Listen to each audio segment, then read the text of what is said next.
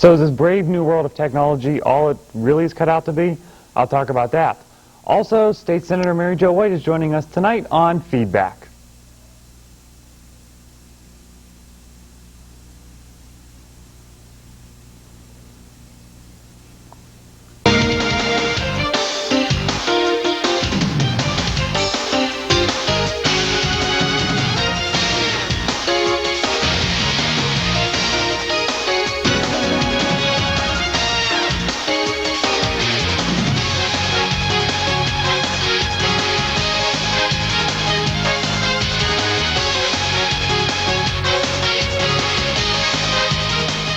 All right, like I've been said to you last night, I've been tearing stuff out of the paper that I need to talk to you about, and it's about this brave new world of technology.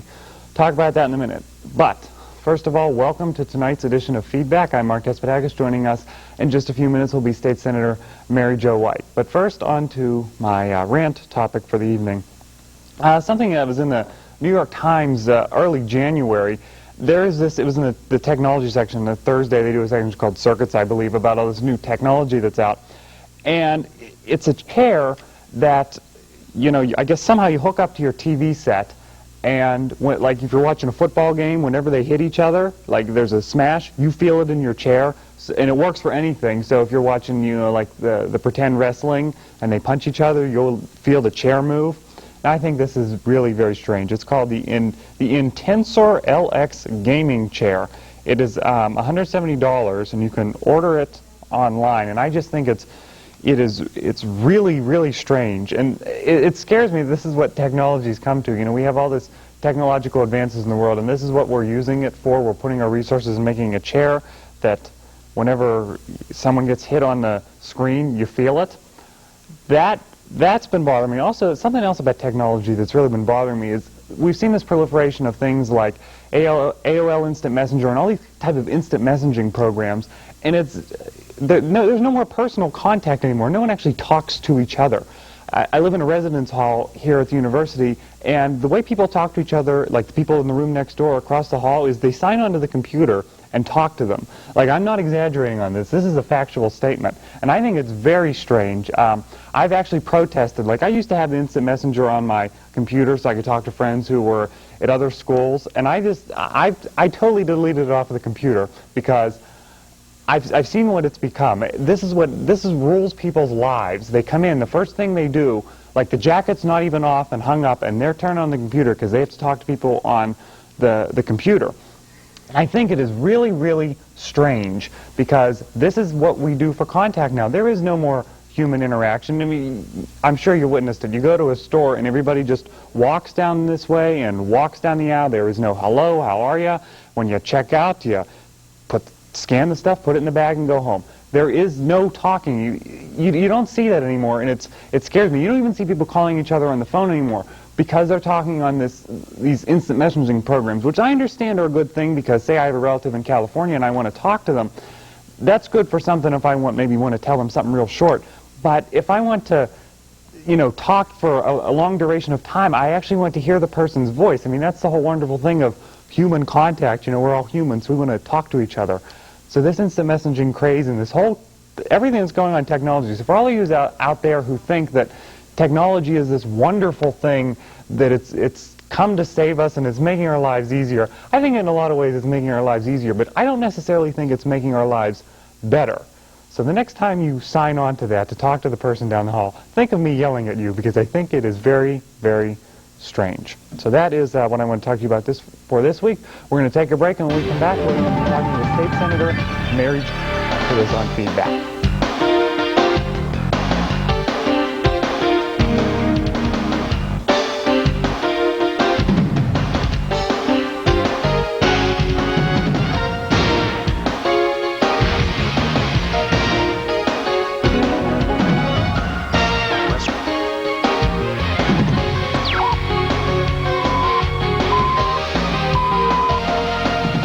Less crime is no accident. Programs like mentoring, job training, counseling, along with after-school activities are keeping kids away from crime and crime away from kids. Look around. You'll see that kids involved in these kinds of programs are kids who are staying out of trouble. It takes you and programs at work. Call 1-800-WE-PREVENT and we'll send you a free booklet. Call now and help take a bite out of crime. Do you know who I am? Am I a P or a D? A Q, perhaps? Or a B? I am dyslexia, and millions of kids struggle with me every time they read. Call now to help your child manage his learning disability. There's no reason to be held back. And I said, you know, it wasn't a better name for a movie to come out now, and I think I'm going to make the movie or write the book. It would be a great book to have, and you can call to get her book. You can also find it online. And I have a feeling I'm going to be rather opinionated. People I know, so let's ask them about scheduling. Why is it that students have such a problem here with? Tune in to Feedback with Mark Despotakis every Tuesday and Wednesday night beginning at 7:30 p.m. We're totally out of time. No time to talk to you. We'll see you tomorrow.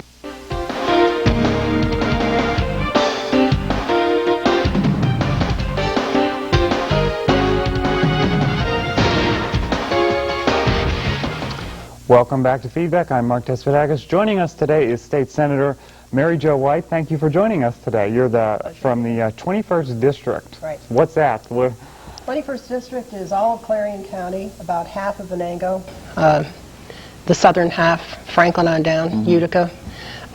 It's part of Lawrence County, excluding Newcastle, going all the way over to New Wilmington, and all of Butler County with the exception of Cranberry and Adams Townships in the south. So it's a big district. Right. It's about 250,000 people, and since it's a rural district, it covers a lot of space. Right. So you're in the State Senate running for re-election coming up in the April 4th primary. Looking back at your first term in office now, what have been some of the highlights? What have been some of the most memorable things? Well, the first one was getting the weather transmitters so that our region is now fully covered by the warning systems of the National Weather Service. That was my first win, I suppose you'd call it. Another bill that I sponsored and really felt very strongly about was the bill reducing the amount of time that children spend in foster care. Now, if a child has been in foster care for a specified period out of the past 2 years, you must begin permanency hearings, meaning either those parents get serious about parenting, or you terminate parental rights and move the child into a permanent home. And it's already being used in the county courts, and I'm very happy about that. Is it working successfully? You know, foster care was never meant to be a place where a child waits out their childhood. It was meant to be a temporary situation. And when you've got kids who've been in foster care for 3 and 4 years, bounced back and forth and moved around, that's not the way for a child to grow up. So I was real happy about that bill. Right. Looking now to the future, what can we expect coming up if you're reelected for the next 4 years? Well, I wish I could say I'd be setting the agenda for the next 4 years. We all. I think that we are going to have to do something about property taxes and tax reform. We have a lot of work to do on education. I'm talking principally about elementary education and how we're going to raise the bar, if you will. There will still be a lot of tax issues. I think a lot of it will depend on how the economy looks over the next 4 years. Certainly if we continue as we have been, I think we have some wonderful opportunities to tackle some old problems and look for some new solutions. If we, level off or hit a trough, then we may not have quite as many opportunities. That's been the concern. This economy's been going so well. I think just the other day I heard it's been the best. It's been in this good span for the longest time since the Nixon administration. So, are we setting ourselves up maybe for like a big fall or something? Not that I'm trying to predict that. Well, they say it is the longest peacetime, span of prosperity, and I think what we're seeing, though, that is a little scary is that the old benchmarks of how you measure profitability and investor confidence and all that just seem to have been thrown into a cocked hat, and just looking at what's happening on the high-tech stocks on the market, and fortunes being made and lost overnight. These are kind of exciting times, but they're a little frightening too. And it probably can't go on forever. But every time everybody thinks it's going to stop, it makes another Sure. dash. So Yeah, well, it comes back to what I was saying a little bit before about to the technology, and that's really, of course, all these tech companies heating the economy. If you just look in the Super Bowl, what were like 90% of the ads for .coms, which is, I think it's good in a way, but it's also caused, in Atlanta, what was it last year, the day trader who killed himself because of the stresses of it. One of the things it has created is a problem with sales taxes. As more and more people shop on the web, if you will, we have a situation where there's a federal moratorium on it right now where you can't collect sales taxes on anything sold over the web. But you can see where states will be losing a lot of revenue and traditional merchants will be put at a serious disadvantage. So that is something we're going to have to come to grips with. It'll probably have to be a federal solution. Well, Governor Ridge, I just heard last week, wants to maybe do a tax holiday for people to buy their personal computers, which, obviously, I think it's so hard to do anything in this day and age without some type of technology. What do you think about the tax holiday? Well, I haven't had a chance to see. I haven't seen that proposal. I heard about it probably much as you did, but I'd like to see the details of it before I make a decision. But Ford Motor Company, I think, just came out the other day and announced they're giving every employee a computer and $5 internet and some online time. Yeah, and the idea is that if they use it at home, they'll be more proficient and more comfortable using it at work. There's probably some logic there. Yeah. Well, that's technology, good and bad, so maybe I have to revoke some of the bad comments I said before. Well, no, I agree with you about some of the isolation of it, but I happen to love email, and I use it a lot in my office, and but that's it's an not easy the only way way you for talk to people. No, it's not, and you're right. There's no substitute for face-to-face interaction is really important. All right, moving away from the whole technology thing. Well, one other thing I wanted to say, and that is, we've been I've been very active in telephone competition on the local level. I've intervened at the courts and at the Public Utility Commission, trying to get local telephone competition in place so you can pick your local provider, much the way you do your long-distance provider, to try to get costs down and services improved. But one of the things that makes it so complicated is I don't know how important telephones are going to be, 10 years down the road with with cellular and satellite and all the new innovations that are coming in. We may be regulating a dinosaur here, and it's just so hard to keep up. And talking to some people in the business, in the television business, about the future of television, they've expressed concerns to me about wanting to go in this business because you know what? It may change. There may not be the cameras that are taking these pictures of us. It may not be like this. We may not have a studio that we're airing at a certain time because it may all be done on the internet or this one thing that homogenizes everything. I'm trying to buy a new television set, and I'm completely confused over the new digital, and I don't know what to buy, and I'll probably just stay where I am. In a few years, with everything going digital now. Well, if you use that as an excuse for not doing anything, the technology is always changing, so you do have to bite the bullet and get into the game sooner or later, or into the pool, but it is confusing. Yes. Okay. Maybe take us through what your normal day is. I always like to ask this people, because I know that for any of us it doesn't exist, but maybe what's your utopia? I guess that's one of the things I love about this job is that there are no cookie cutter days. They're all very different, but the pattern when we're in session is that typically we are in session Monday, Tuesday, Wednesday in Harrisburg. So I usually leave Sunday late afternoon, early evening, drive to Harrisburg. I get into my office Monday morning, and we usually are in session at 2, so that gives me Monday morning to meet with my staff, read my mail, get through everything that's on my desk. We typically caucus every day that we have session, and by that I mean that the 30 Republicans in the Senate and the 20 Democrats each meet with their own respective groups and review the calendar for the week, the strategies, the priorities, and so usually we caucus, we go into session, we vote on the floor. There are committee meetings, and I'm on 6 different committees, and those are usually scheduled on the days that we're there. There are also hearings, which will take up a good amount of your time. And then you have constituent meetings, lobbyist meetings. There's a line of people outside your door who are trying to catch 5 minutes of your time, on every topic from tax reform to motorcycle helmets to, you name it, they want to talk about it. And that's what I love about the job, is the huge range of issues. Yeah, sure. Okay, we're going to sneak a break in here, come back, talk a little bit more about things going on in Harrisburg with State Senator Mary Jo White after this.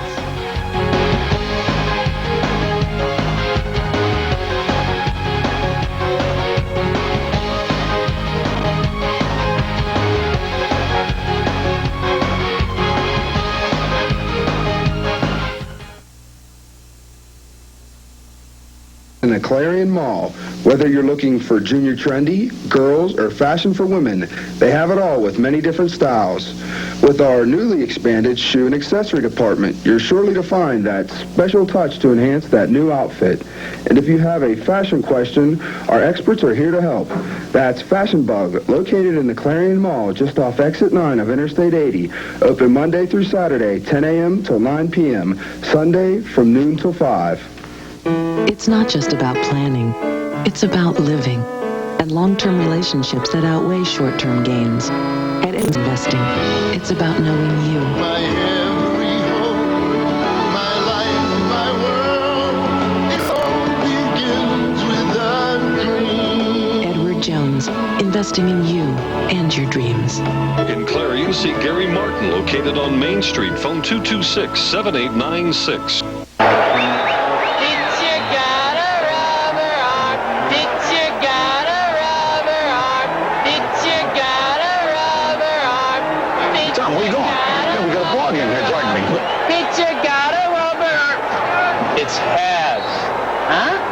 Pitcher has a rubber arm.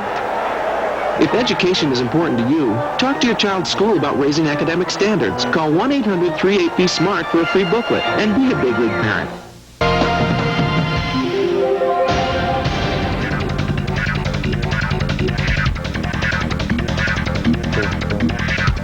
We're back, talking during the break, here with State Senator Mary Jo White, and it is that time of year, the springtime, the budget time. Well, yes, what's going on with that in Harrisburg?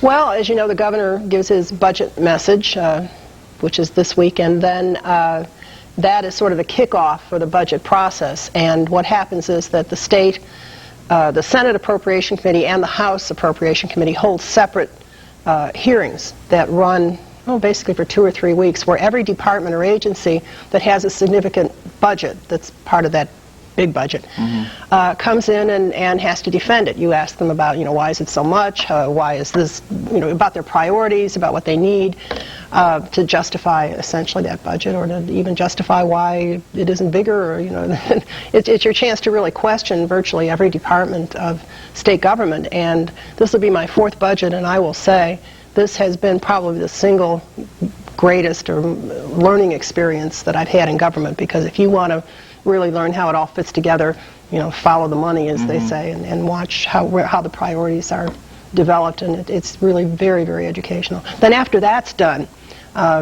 each member then has the chance to put into the hopper their recommendations for change, and then leadership of the House and the Senate, both Republican and Democrat, get together and kind of hammer out the final document. Something that's been playing big into the budget issue and money issue has been this tobacco settlement this year. And there was something I pulled from the paper, must have been last week. I'll just quote, this is a Post-Gazette article, Pittsburgh Post-Gazette. State Senator Allison Schwartz of Philadelphia, Democrat from Philadelphia, campaigning in McKees Rocks, criticized part of Governor Ridge's plan for spending Pennsylvania's $11.3 billion share of the national tobacco settlement, complaining it didn't do enough for the state's uninsured and underinsured children. Maybe thoughts on what she said, or what you think maybe she spent that money? Allison Schwartz, of course, is running for Senate against Rick Santorum, so I wouldn't expect her to have any very nice things to say about the governor's program. But she has been fairly consistently a supporter of this kind of initiative. I don't think it has been determined exactly how all the tobacco money will be spent, but I know my preference will be to focus it on health care and not to fritter it away. I also would like to see it put into a trust fund where we spend only the revenue from the trust, so that it's there forever to deal with Pennsylvania health care needs, particularly those related to smoking-related diseases. But as those disappear, hopefully, or diminish, other kinds of real health care needs, so that we're making our people healthier. Right. Talking about this, the Senate campaign, Rick Santorum going for the Republican nomination, the incumbent, and quite a few going for the Democratic. I know that there were only, I believe, 2 women in it, Allison Schwartz and Margolis Mizvinski. I think she's dropped out. Yeah, so now it's just Allison. And I read in the Sunday paper, I believe, the Emily Foundation, or I'm not sure what it was, gave Allison Schwartz the nomination, but she's the only woman. So. Well, that stands for Early Money is Like Yeast. That's how they got the name of that. And the idea was to come up with money for female candidates. So although they've never given me anything, I suspect they give to Democrats a lot more than they give to Republicans.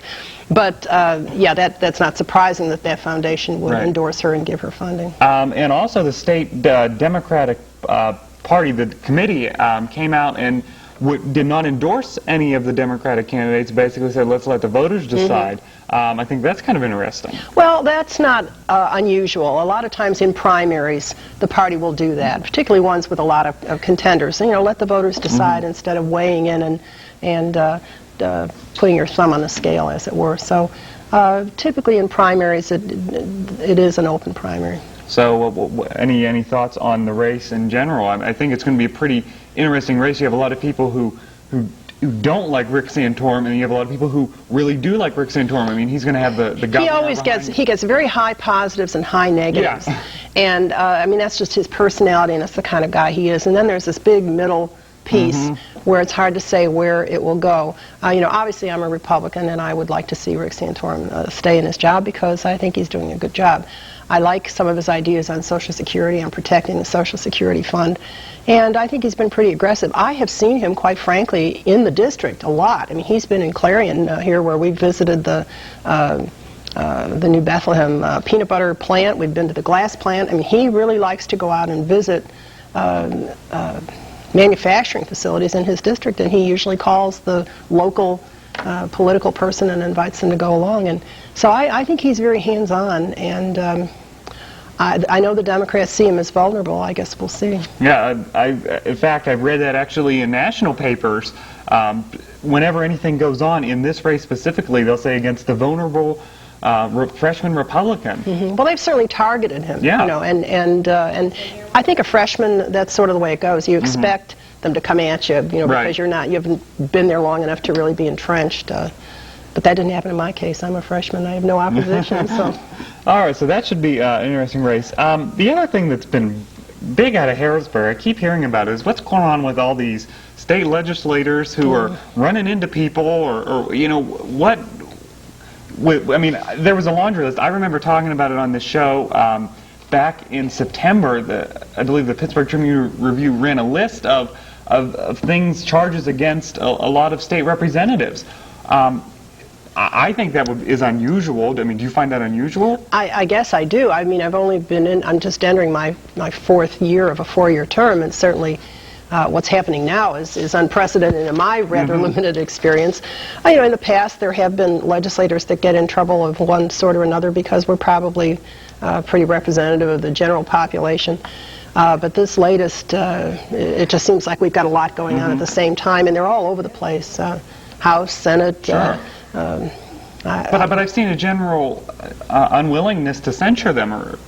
Well, I can't speak for the House. I can only speak for the Senate. And to the best of my knowledge, we have only one issue going on in the Senate, and that would be Senator Slocum's. And I did not vote not to censure. What happened is we came into session, and the Ds had their censure resolution already drafted with the penalty. Yeah, and it was all spelled out. Well, I don't think it's up to the minority party to decide what the punishment should be. I think it should be a bipartisan decision as to whether and how you censure. So they needed to suspend the rules to introduce that, and I voted with all my Republican colleagues not to suspend the rules. Not because I was saying no censure, but I'm saying, well, wait a minute, we need to be part of this process too. You know, you don't get to decide how it's all done. And I think the thing that complicates Senator Slocum's situation is, number one, these are misdemeanors, and number two, they occurred prior to his being in the Senate.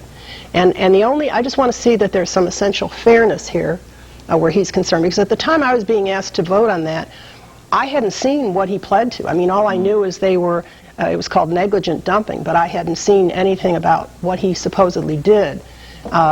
And so I think I want to see a little more fairness in the process, and I want us to decide as a matter of policy Are we going to censure people for misdemeanors that occurred before they were in the Senate? You know, recognizing that people have domestic disputes, Right. they have driving Sure. problems, they have, you know, whatever. I just think we need to be fair and consistent in how we do this. The other one that I see something in the paper about almost every day, we haven't seen too much about Senator Slocum, but is State Representative Thomas Druce, who was in his home district, I believe, and he, I guess he was just driving along in his Jeep Cherokee. He ran into something. He thought it was... Actually, it happened in Harrisburg. Oh, it did? Oh, okay, you're right, because he went back to the Capitol and the police did not see that. And he ran into something. He just thought it was a stop sign, I guess, at the time, and it turned out to be a human. And there have been people saying, well, he's covering it up. You know, he knew he hit someone and he was just trying to flee. I realize that's not, you're in the Senate and that is in the House, but any thought on that whole matter? You know, I guess my feeling on that, as well as on Senator Slocum's situation, is that I think that's what courts are for, to deal with these kinds of issues. And I question whether I, as a legislator in a political context, should be deciding what the appropriate punishment is for this person. I want them to get their day in court, their due process, their, you know, all the protections that we built into the criminal justice system. And I think that's really the appropriate place to deal with it. But should someone who's representing me and making laws for me... And that's the issue. If the crime ultimately turns out, if there is a conviction, and if the crime goes to, you know, the trustworthiness and the morality of the person in the job, then I think, yeah, it is legitimate to take a look at it and ask some questions. Okay. Let's move off of that subject. Everything going on. It's a tough one. It really is. And it's been in the news so much. And I see. I'm still harping on it. I mean, you know, you don't see a whole lot of action on it, and I think that's what is bothering constituents. Or maybe there is, but at least it's perceived that there isn't. And I think that's what's. Well, the perceptions really do have a way of driving this, and. Right. You know, my feeling is it has moved pretty fast. I mean, the first we heard of any censure thinking, I mean, he just pled within the past month, I think, or past couple of weeks, actually. You know, he hasn't been sentenced yet. The process is still moving through the courts. It has now been referred to the Senate Committee on Ethics. They are meeting, I think they've met or are meeting to set up a schedule for hearings. Senator Slocum has asked that it be public, so I think the public's going to see what's happening, and I guess they can decide if they agree or disagree. All right, so much more stuff I wanted to talk about, but we are out of time, of course. But you're going to be over on my radio show on WCUC in a couple weeks. We'll let you know about that in the weeks coming up. And once again, thanks for joining us. We'll be back right after this.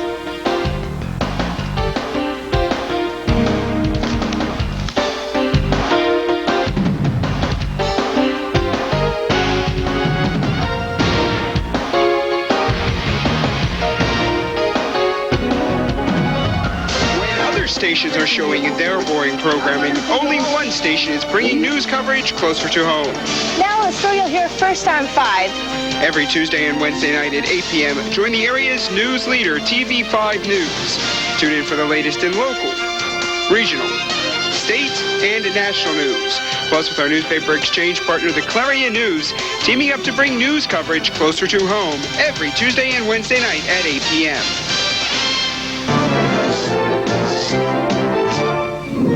Siggy, you left the TV on. Shame. Wasting energy big time. I was watching a tape of my favorite movie, but then I had to go upstairs to iron your pants. You left the TV and the VCR on. Double shame. Please don't waste energy. It's a positive solution that will reduce air pollution. Thank you. This is the story about a group of kids who volunteered. Doing something nice for someone. We fixed stuff. Did some art projects with the kids. We fixed up his house. We worked in the woods. Cleaned up the park. Did something for the planet. We just did it. No other reason. And you know what? It was great. At first, they didn't know each other. Well, that didn't last long. This guy is really funny. Me? These are my new friends. Are you into it? Call 4-H or check out our website at areyouintoit.com.